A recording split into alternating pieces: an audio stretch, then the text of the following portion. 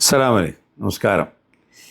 ഞാനിപ്പോൾ മറ്റൊരു പ്രധാനപ്പെട്ട കാര്യമായിട്ട് സൗദി അറേബ്യയിൽ നിന്ന് ഒരുപാട് വ്യക്തികളുണ്ട്. മുമ്പ് ഒരു 2 കൊല്ലം 3 കൊല്ലം ഇഖാമ പുതുക്കിയ ആൾക്കാരുണ്ട്. ഒരുമിച്ച് പുതുക്കിയ ആൾക്കാർ, ലീവില്ലാതെയും മറ്റൊക്കെ. അങ്ങനെ പുതുക്കിയ ആളുകൾ ഇപ്പോൾ പുതുക്കാൻ നോക്കുമ്പോൾ പഴയ കുടിശ്ശിക, പഴയ ലിവികൾ അടക്കണം എന്നുള്ളതായിട്ടാണ് കാണാൻ കഴിഞ്ഞതെന്നാണ് എനിക്ക് കിട്ടിയ വിവരം. മുമ്പ് ലീവില്ലാതെ 2 കൊല്ലം 3 കൊല്ലമൊക്കെ പല കൊല്ലത്തിലും പുതുക്കിയ ആൾക്കാരുണ്ട്. ഇപ്പോൾ അവർക്ക് വയ്ക്കാൻ പുതുക്കാൻ നോക്കുമ്പോൾ പഴയ കുടിശ്ശിക അടക്കണം എന്നുള്ള ആയിട്ട് അറിയാൻ കഴിഞ്ഞ ഒരുപാട് ആൾക്കാരെന്നെ വിളിച്ചു.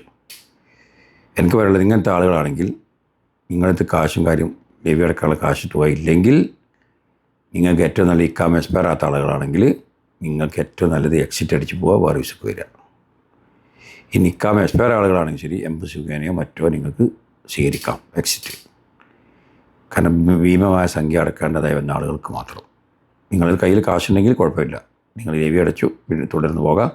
അല്ലാത്ത ആളുകളാണെങ്കിൽ നിങ്ങൾക്ക് ഒന്നുകിൽ എംബസി മുഖേനയോ മറ്റോ എക്സിറ്റ് അടിച്ച് പോകാനുള്ള സൗകര്യമുണ്ട്. ഇങ്ങനെ ഇഖാമ എക്സ്പയർ ആളുകൾക്ക്.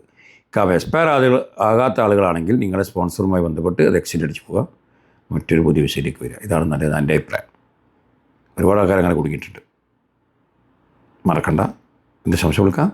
അസ്സലാമു അലൈക്കും.